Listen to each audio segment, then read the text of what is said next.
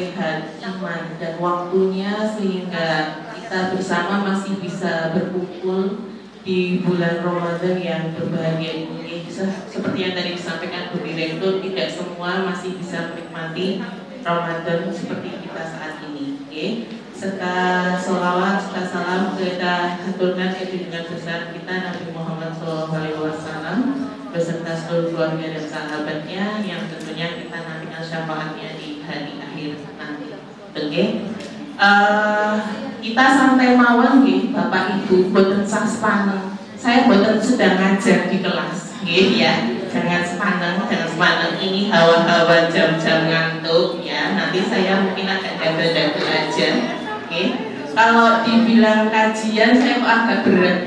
Ya, kita belajar bareng kemawon Bapak Ibu. Sebenarnya saya hanya merefresh ya. Saya hanya merefresh yang saya yakin panjenengan sedanten sudah sebenarnya tahu ya. Mungkin jadi agak pura-pura tidak tahu banyak gitu ya. Tapi sebenarnya saya yakin sudah paham dan sudah tahu. Jadi saya merefresh kemawon. Semoga harapannya adalah panjenengan sedanten kita semua sehat selama bulan Ramadan.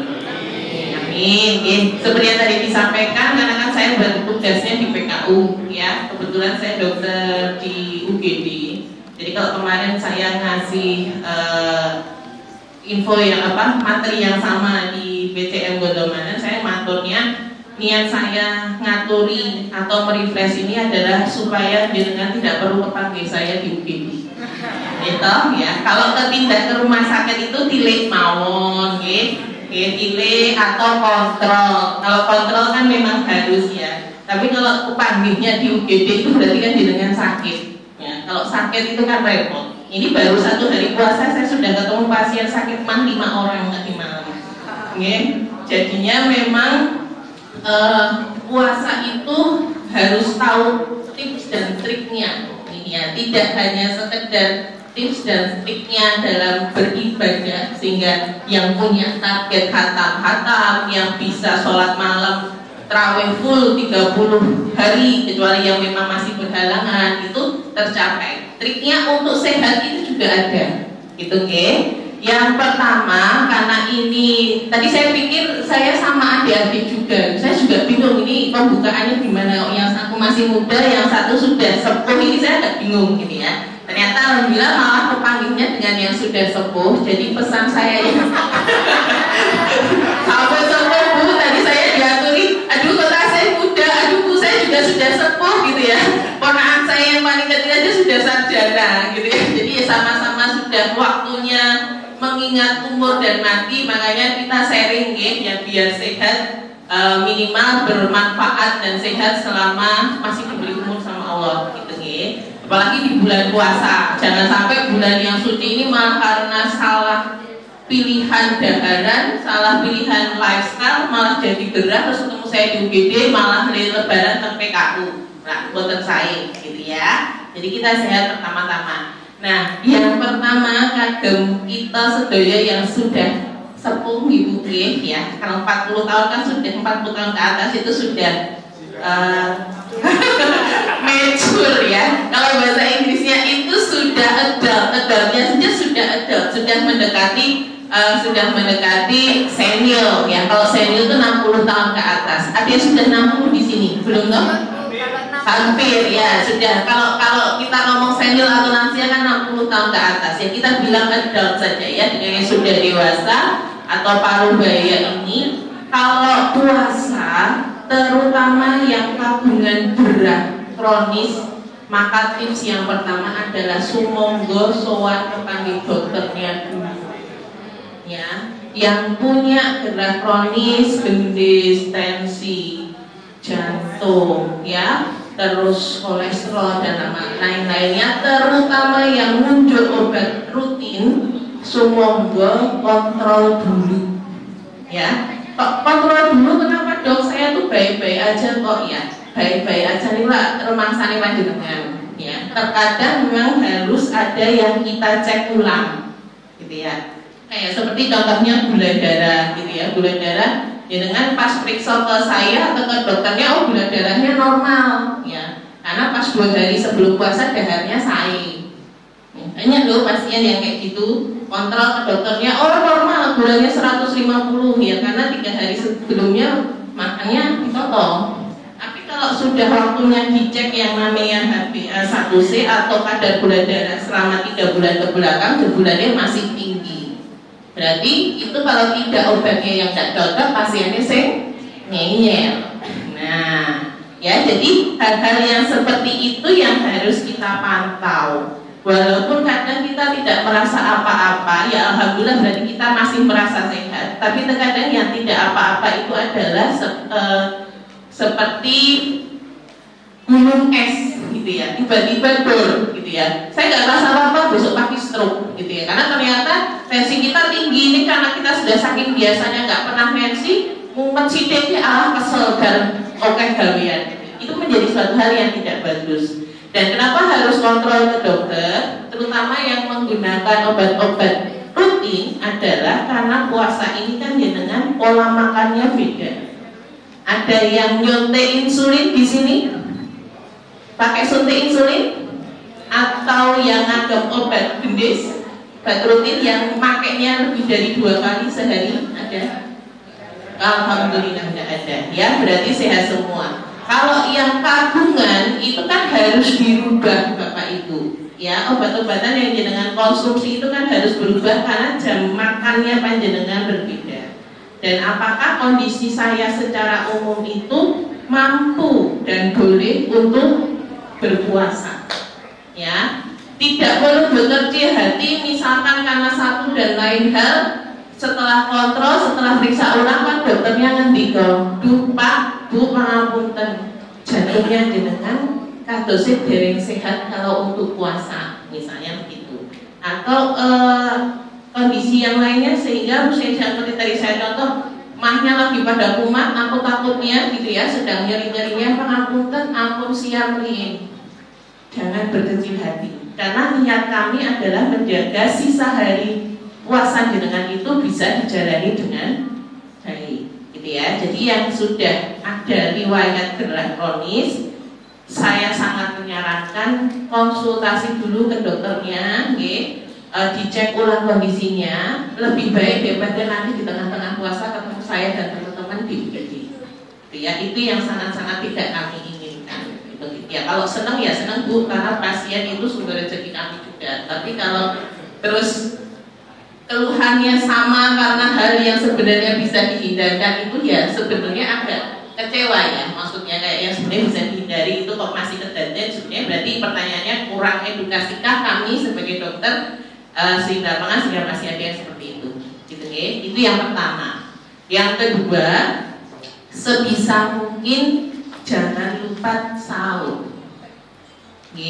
Sedikit apapun Bapak Ibu ya. Jadi sahur itu disunahkan tentu saja pasti ada alasannya ya. Yang jelas menjalankan ibadah puasa dengan sahur itu sunnah Rasul gitu ya. Kecuali kepepet dengan kawanan ya. Tapi nek kawanan kan nggak mungkin 30 hari ya. Kebangetan kalau kawanan 30 hari.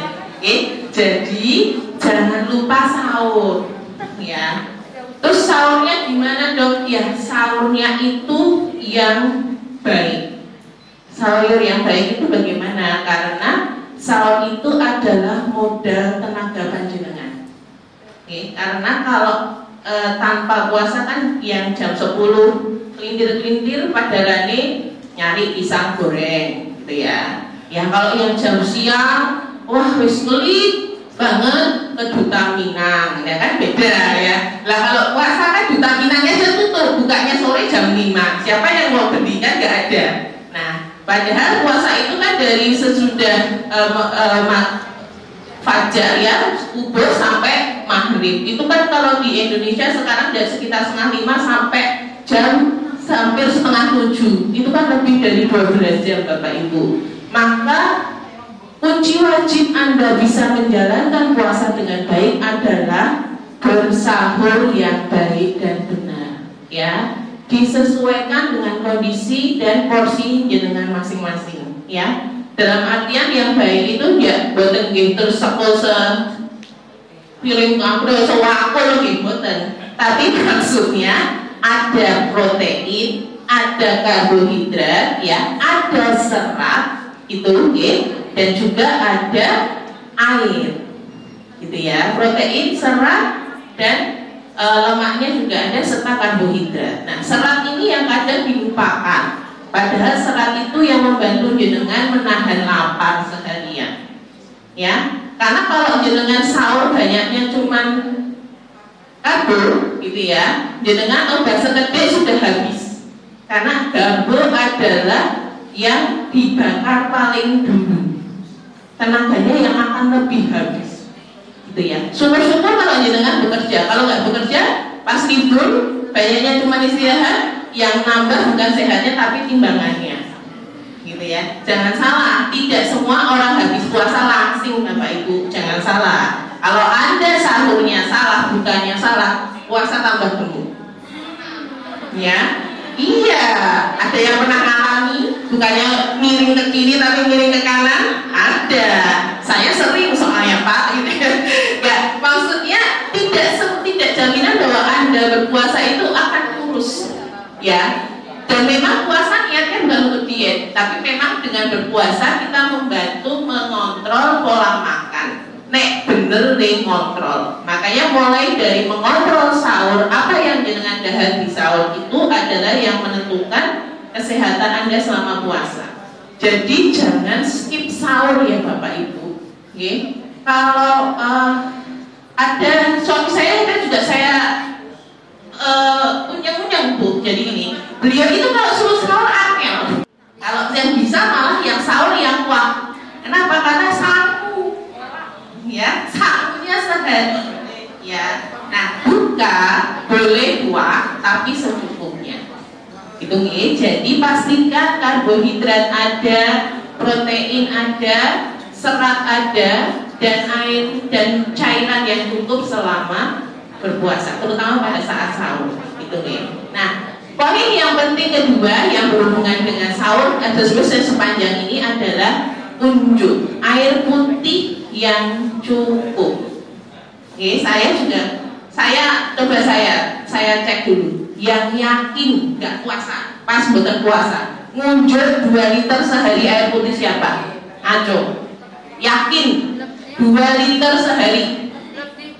Ya, yang langsung aja, yang tinggi. Saya pengen hitung 2 liter sehari. 1, 2, 3, 4, 5, 6, 7, 8, 9, 10. Bu, pengajari wonten pinten? Banyak ya. Berarti 10 hanya 10 orang dari yang rawuh. Itu aja tidak puasa ya Bapak Ibu.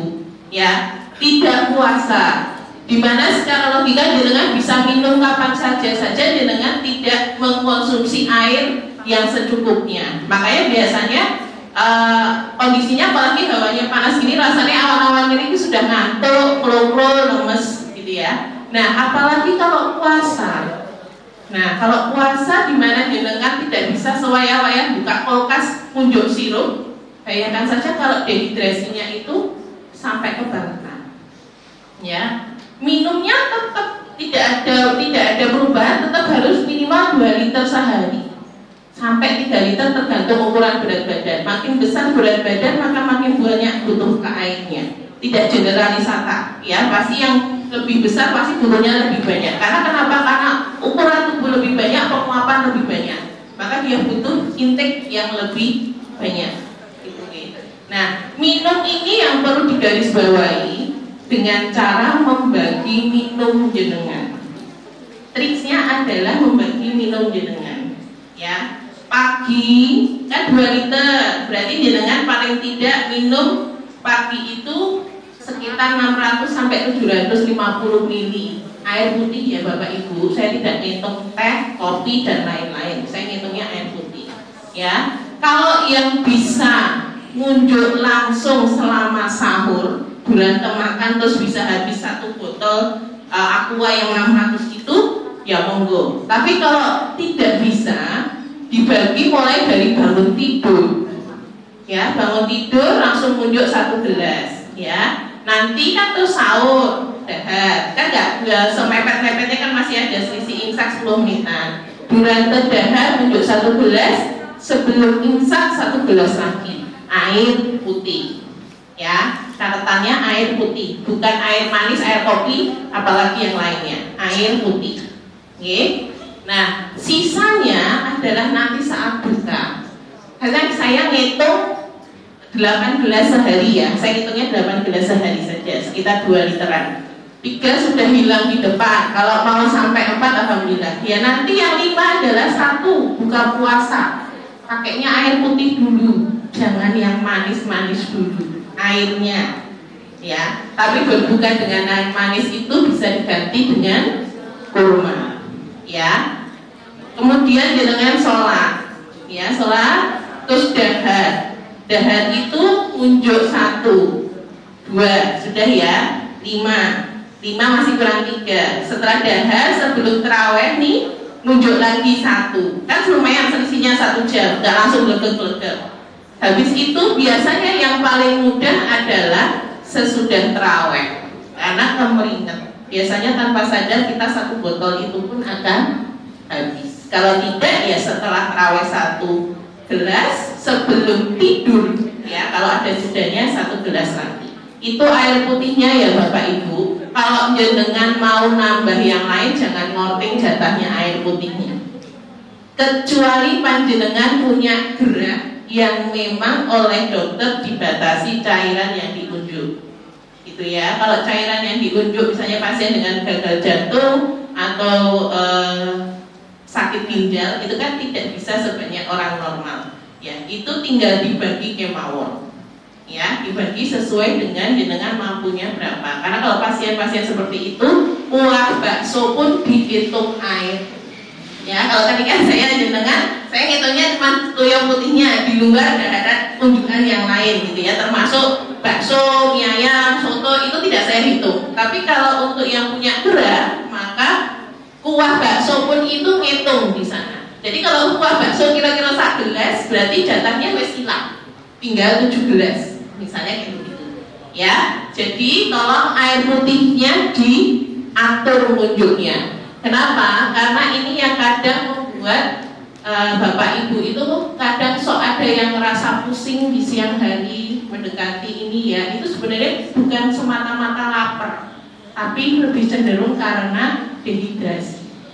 Ya, jadi rasa nggak enak badan, bergesi ya kadang. Kalau saya sendiri juga merasakan kalau sahur saya nggak benar minumnya, lagi minum teh gitu ya, bukan minum air putih karena teh itu diuretik. Karena kalau sudah minum teh berarti pagi itu cairan saya sudah keluar semua karena saya pipis berkali-kali. Itu sore itu badan rasanya wes greges-greges, gremeng-gremeng, nggak enak, pusing dan lain-lain gitu ya. Bukan karena lapar Pak, gitu ya, tapi karena dehidrasi. Orang itu bisa tidak makan beberapa hari, tapi tidak bisa bertahan dengan air tanpa air lebih dari 3 hari. Ya, jadi air itu jauh lebih dibutuhkan dibandingkan makan yang berat. Bahkan kadang kalau jenengan lapar saja, unjuk air putih yang cukup, laparnya hilang. Karena terkadang orang haus itu sensasinya justru lapar.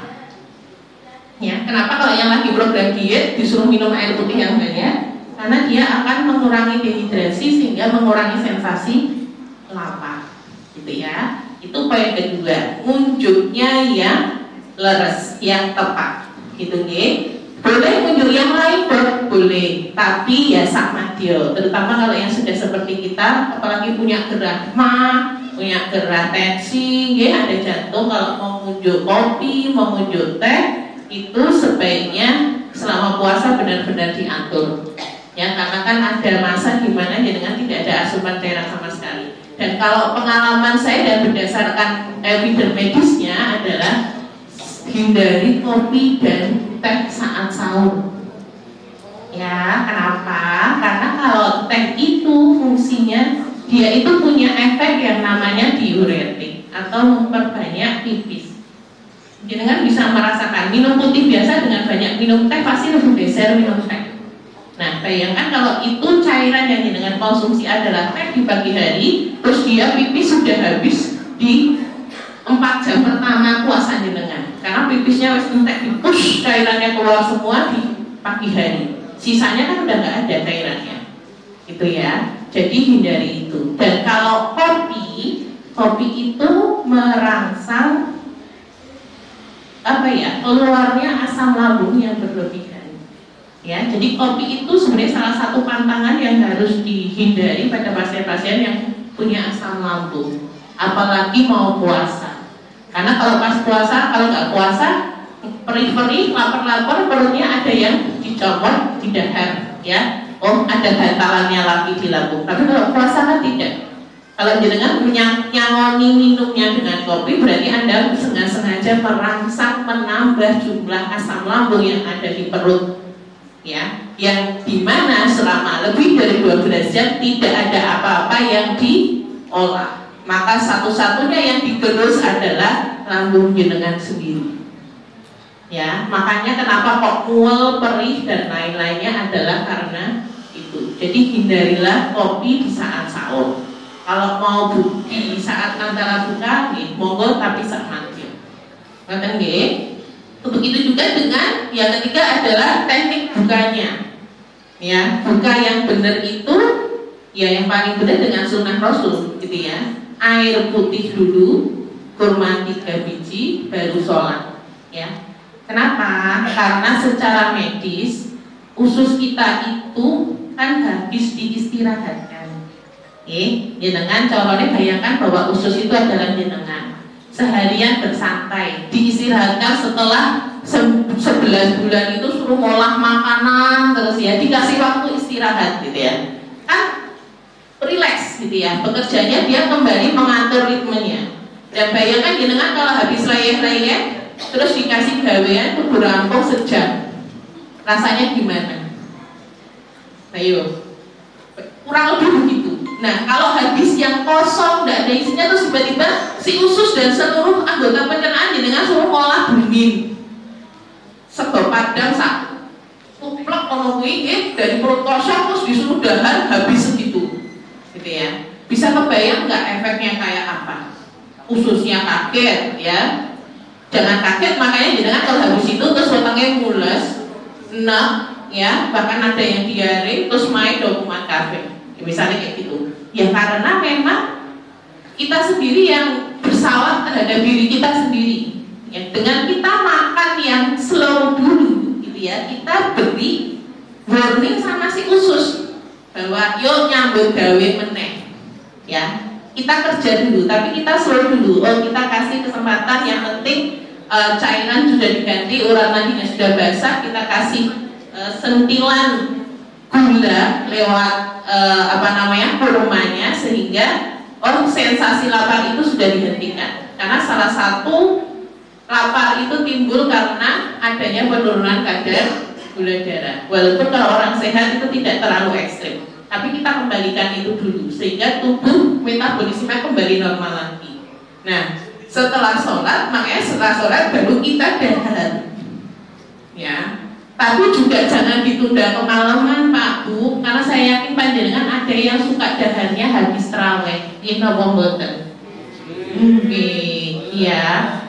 Kalau yang sehat perutnya sebenarnya tidak apa-apa. Cuman kalau kami menyarankan tetap lebih baik sebelum tarawih itu dahar dulu secukupnya. Tambah lagi setelah tarawih itu ya, dan itu pun jangan terlalu malam. Kenapa? Karena kalau mau makan ya paling tidak 2 jam sebelum tidur biar bisa diolah dulu. Jadi makanannya yang biasa 1 porsi besar itu karena dengan puasa dan kaget ya dibagi 2 saja ya. Tapi sekali lagi memang kadang tergantung kondisi masing-masing ya Pak ya. Saya ngomong idealnya. Kalau memang kondisi tidak memungkinkan ya sak madyo dulu kalau dahar. Tapi saya sangat menyarankan, kami sangat menyarankan tidak langsung makan besar setelah buka. Dan hindari gula saat buka. Kenapa? Karena gula dosis tinggi, alias es teler, es sirup, es teh dan teman-temannya itu membuat jenengan tidak lapar lagi. Akhirnya tidak tersodahan, padahal perutnya kosong. Ya, ya. Jadi itu yang membuat akhirnya nanti makin lama dok saya sudah puasa seminggu kok tahu-tahu perut saya melilit ya, karena pola dahannya yang tidak pas. Jadi orang mah itu boleh puasa dok, boleh, malah disarankan ya. Jadi nggak boleh alasan aku mah ya aku rasa puasa aku nek lorong piye, nggak boleh. Justru dengan Anda berpuasa dengan yang benar, maka insya Allah mahnya tidak kumat. Itu Nah, tips yang terakhir Bapak Ibu, sempatkanlah beraktivitas fisik atau berolahraga. Ya, saya akan membedakan antara aktivitas fisik dan olahraga ya Bapak Ibu ya. Aktivitas fisik itu banyak, nyapu, ngepel ya, ngepel apalagi ngepelnya pakai gosok gitu ya, pakai dengkul sama ngepel ya gitu, itu aktivitas fisik sekali gitu ya. Nyapu gitu umbah-umbah pakai tangan itu aktivitas fisik ya, tapi itu bukan exercise. Paham ya? Beda. Aktivitas fisik itu adalah semua aktivitas yang kita lakukan secara physically activity. Jadi semua yang kita lakukan, but not exercise. Exercise itu olahraga. Ya, exercise itu memang ada kondisi di mana kita memang berolahraga dengan salah satu cabang jenis olahraga. Paling gampang misalnya kita sebut jalan, ya, jalan, lari, bersepeda, ya itu yang paling mudah ya. Kalau saya ngomong badminton, apa kan kangenan ya. Jalan, sepedaan dan berlari. Ya, itu pun bisa jadi beda antara jalan dengan jalan yang aktivitas fisik dengan jalan dengan exercise. Contoh, jalan aktivitas fisik adalah ngetoke putune dolanan. Ada yang gangguan putu, nyorong putune, ngetoke putune bulan, dan itu aktivitas fisik. Jalan kan ya, bisa ngubungi sekampung, bisa. Tapi tidak exercise. Karena kalau exercise itu dia punya endurance, punya time, ya, punya target. Gitu, Jadi misalnya jalan, kalau jenengan mau jogging jalan ya pakai target. Saya mau jogging setengah jam misalnya, kan aktivitas fisik minimal 15 sampai 30 menit sehari, 5 sampai minimal 5 kali seminggu Pak. Itu standar aktivitas fisik yang sehat. Tidak perlu ngoyo ngepit telung jam nengong seminggu bisa. Mending dengan jalan, muteri kaungan, muteri ini tiap pagi setengah jam aja, rutin tapi tiap pagi. Ya, karena tubuh itu lebih akan mentolerir dan berefek lebih baik dengan yang continuity. Ya, seperti yang diajarkan di agama kita, amalan yang baik itu adalah yang sedikit tapi rutin. Begitu juga dengan olahraga. Oke, jadi selama puasa sebisa mungkin tetap olahraga. Jadi yang sudah biasa tiap pagi ya nggak puasa jogging ya, lari, sepedaan tiap pagi gitu ya. Jangan jadikan puasa sebagai alasan aku tak mandek orang olahraga. Tetap berolahraga. Ya, cuma untuk menghindari keluhan lapar dan dahaga yang berlebihan, maka jam olahraganya kita pindah. Ya, kalau yang biasanya pagi dan subuh ya jam 6 naik sepeda atau jalan-jalan pagi, kita rubah ke sore mendekati buka puasa gitu ya. Saya sekali lagi saya ngomong general ya Bapak Ibu, jangan nanti ada yang ngomong saya bisa dong pagi, monggo ya. Kalau yang merasa sanggup dan kuat, saya tetap joggingnya pagi dok, silakan ya. Yang penting jangan sampai pilihan Anda melakukan aktivitas atau exercise di pagi hari itu mengganggu puasa dan mengganggu kesehatan Anda. Kenapa? Karena ya saya tadi bilang tadi, saya kuat dong melayu esok bar sahur, kuat, tapi tubuh Anda yang akan meresponnya berbeda. Karena biasanya habis itu muncul, terus tiba-tiba habis itu melayu, terus ya sudah, dehidrasinya kan tidak terpenuhi. Ya, kondisi yang seperti itu terus-menerus tentu saja akan mengganggu metabolisme tubuh kita sendiri. Ya, nek mau matur kuat ya mesti kuat lah, apalagi putra ya nggak kuat ya nggak mungkin. Ibu-ibu ini juga ibu-ibu perkasa, poso umbah-umbah ngepel ya kuat gitu ya. Cuman kan kalau kita niatnya berolahraga olahraga yang memang niat membakar kalorinya itu beda, ya diniatkan dengan cara yang benar. Kita pindah jamnya agar niat kita itu hasilnya juga optimal, gitu ya. Kalau aktivitas fisik untuk sehari-hari ya mau kalau memang mau tidak mau ya tetap butuh ngepel, tetap butuh umbah-umbah ya, tetap asah-asah, itu kan memang aktivitas fisik yang rutin, gitu ya. Tapi kalau yang memang diniatkan untuk exercise, burning kalori, gitu ya, kita bakar lemak, kita bakar kalori, itu sebaiknya dijadwalkan. Karena niat itu akan merubah. Karena ya, jangan boleh percaya, boleh tidak, sama-sama jalan 30 menit ya. Jalannya simbang ngetut ke putu dengan Anda jalan jogging. Kalau Anda pakai jam kesehatan, kalori yang terbakar berbeda. Anda jalan kecepatannya jalan santai dengan jalan cepat, sama-sama rute 3 km, kalori yang terbakar juga beda. Ya, makanya itu tergantung target kita masing-masing. Cuman kami menyarankan kalau aktivitas fisik dalam artian exercise sebaiknya di sore hari agar menghindari komplikasi-komplikasi yang ditimbulkan akibat itu. Karena niatnya baik jadi nggak baik karena waktu dan pemilihan cara yang tidak tepat. Ngerti nggih? Ya. Jadi mungkin itu aja Bapak Ibu tips dan triknya. Kalau ada yang mau ditangletkan atau ada yang mau dikonsultasikan, selama saya bisa menjawab, insya Allah saya jawab. Kalau boten saya jadikan PR. Apa nanti atau saya arahkan tanyanya kemana? Gitu. Nonton mungkin itu dulu dari saya, Ibu monggo. Mau tanya jawab atau mau ditangletkan? Kalau sudah jelas semua, alhamdulillah, gitu ya.